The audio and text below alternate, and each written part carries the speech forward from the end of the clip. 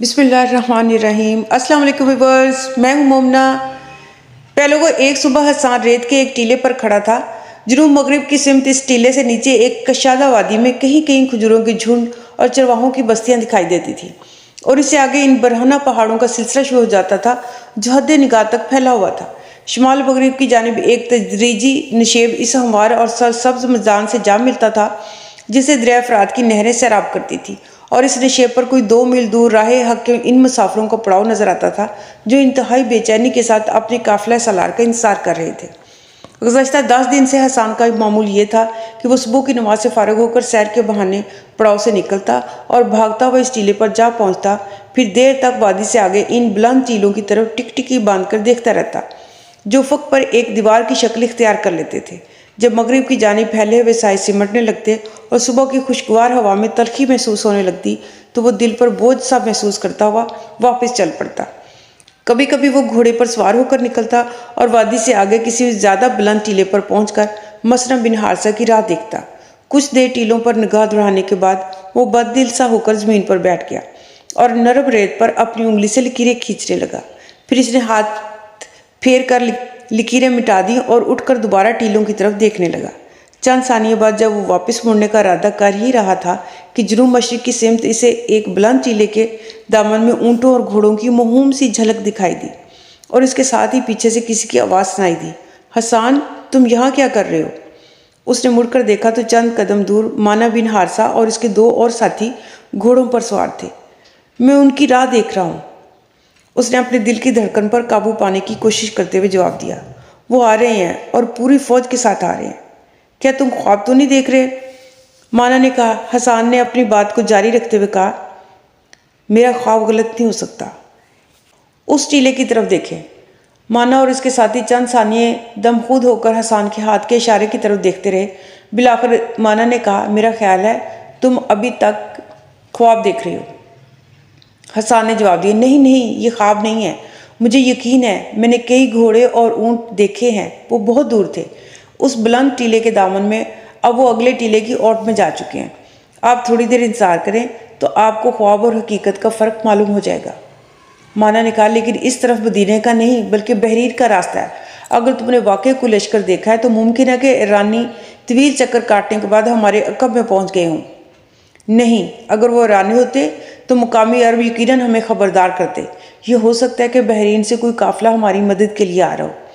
مانا کے ایک ساتھی نے کہا، یہ بھی ہو سکتا ہے کہ تم نے جو اونٹ اور گھوڑے دیکھے ہیں وہ کسی چرواہے کی ملکیت ہو۔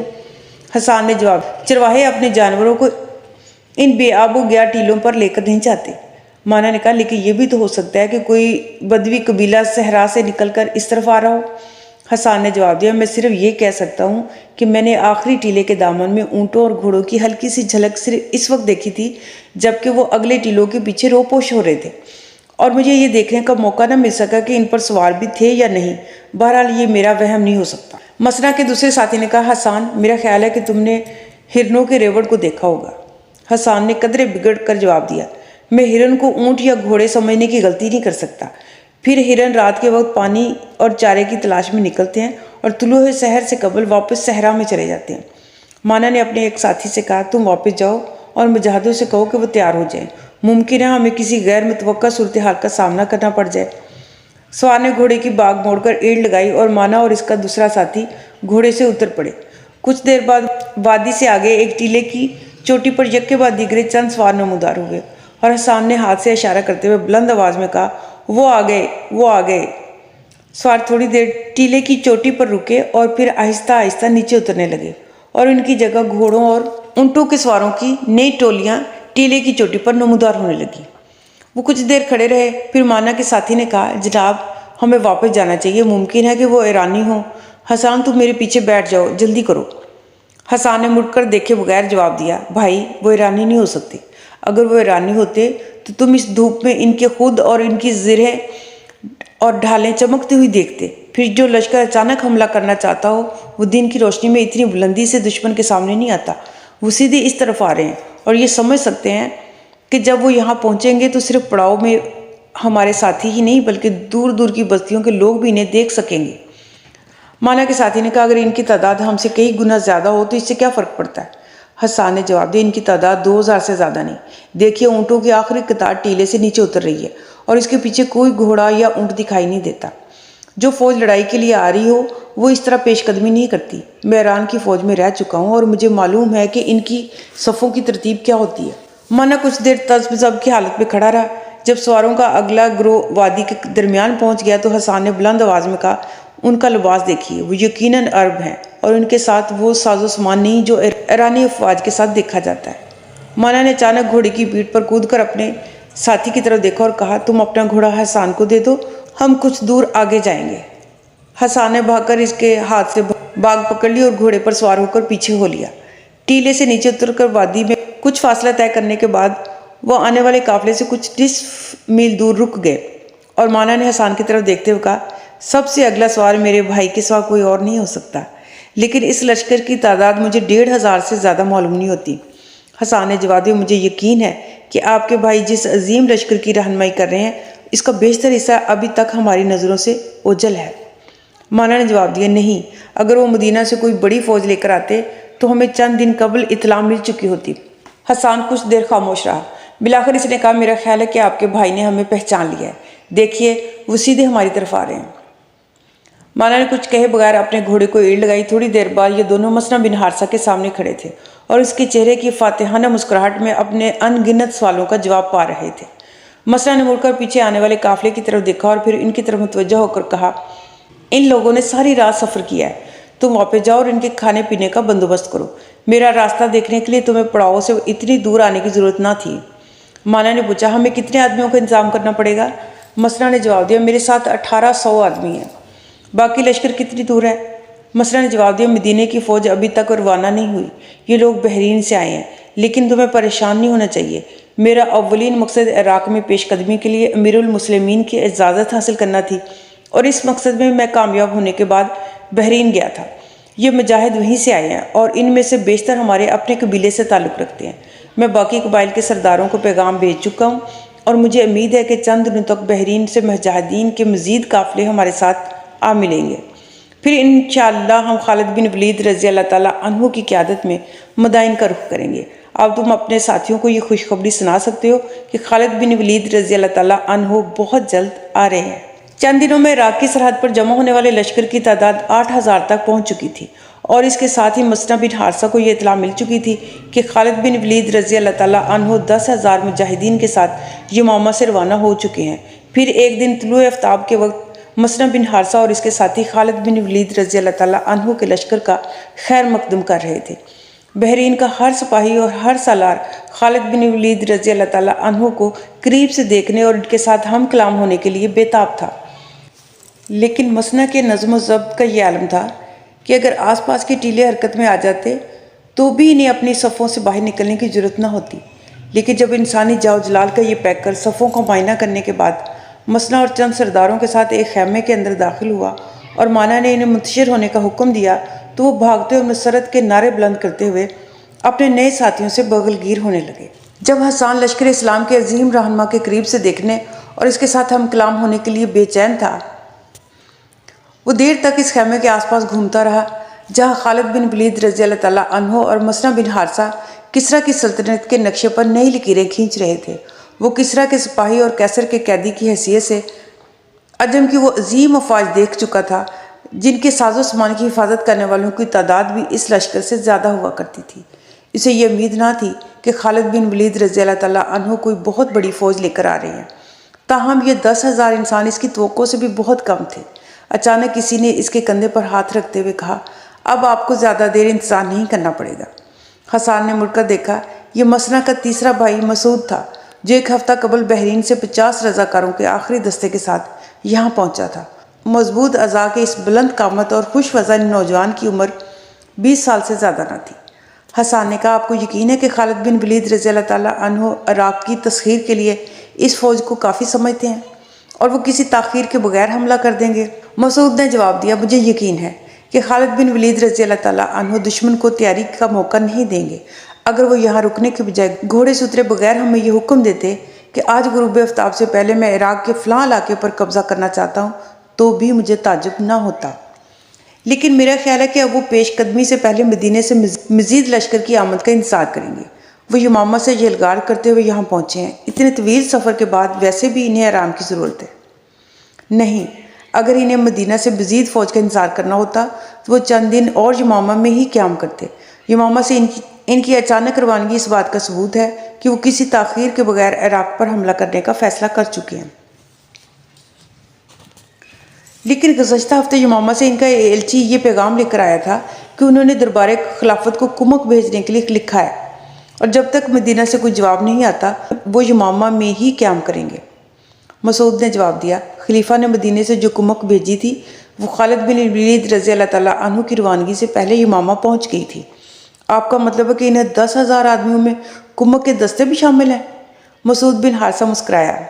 خلیفہ نے خالد بن ولید رضی اللہ تعالیٰ عنہ کی درخواست پر صرف ایک آدمی بھیجنے کی ضرورت محسوس کی تھی۔ صرف ایک آدمی؟ ہاں، اور وہ کون ہے؟ اس کا نام قعقاع بن عمرو تمیمی ہے، اور اسے روانہ کرتے وقت دربار خلافت نے خالد بن ولید رضی اللہ تعالیٰ عنہ کے ایلچی کو یہ کہا تھا کہ جس لشکر میں قعقاع بن عمرو موجود ہوں اسے شکست نہیں ہو سکتی۔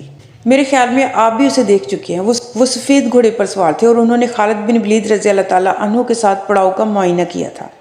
اس وقت مجھے معلوم نہ تھا کہ وہ کون ہیں، تاہم انہیں دیکھتے ہی میں نے یہ محسوس کیا تھا کہ وہ کوئی معمولی آدمی نہیں ہو سکتے۔ جب وہ میرے لشکر کے ساتھ خیمے کے اندر چلے گئے تو مجھے یمامہ کے ایک مجاہد نے یہ بتایا تھا کہ وہ قعقاع بن عمرو ہیں، جنہیں خلیفہ نے خالد بن ولید رضی اللہ تعالیٰ عنہ کی مدد کے لیے بھیجا ہے۔ حسان نے کہا، میں انہیں غور سے نہیں دیکھ سکا۔ جب وہ میرے قریب سے گزرے تھے تو میری ساری توجہ خالد بن ولید رضی اللہ تعالیٰ عنہ کی طرف تھی۔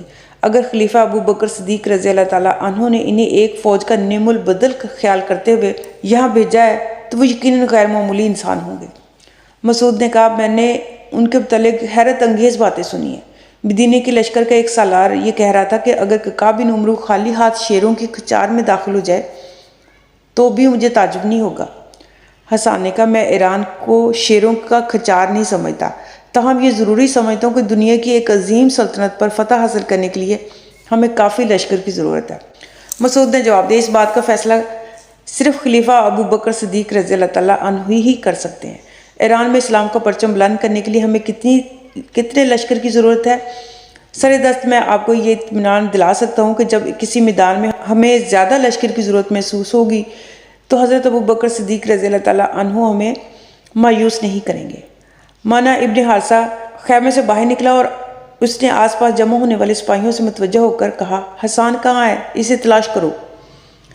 سپاہی حسان کو واضح دیتے ہوئے ادھر ادھر پھیل گئے۔ پھر تھوڑی دیر بعد حسان بھاگتا ہوا خیمے کے قریب پہنچا اور مانا نے اسے دیکھتے ہی کہا، حسان، تمہیں میرے لشکر نے یاد فرمایا ہے۔ حسان بلا توقف خیمے کے اندر داخل ہوا۔ خالد بن ولید رضی اللہ تعالیٰ عنہ، مسنہ بن حارثہ اور قعقاع بن عمرو اور بحرین کے چند شیوخ چٹائی پر بیٹھے باتیں کر رہے تھے۔ خالد بن ولید رضی اللہ تعالیٰ عنہ کے سامنے ایک نقشہ پھیلا ہوا تھا۔ مسنہ نے کہا، یہ حسان ہے۔ خالد بن ولید رضی اللہ تعالیٰ عنہ نے نظر اٹھا کر حسان کی طرف دیکھا اور پھر نقشہ لپیٹ کر ایک طرف رکھتے ہوئے کہا، تم کسریٰ کی فوج میں تھے؟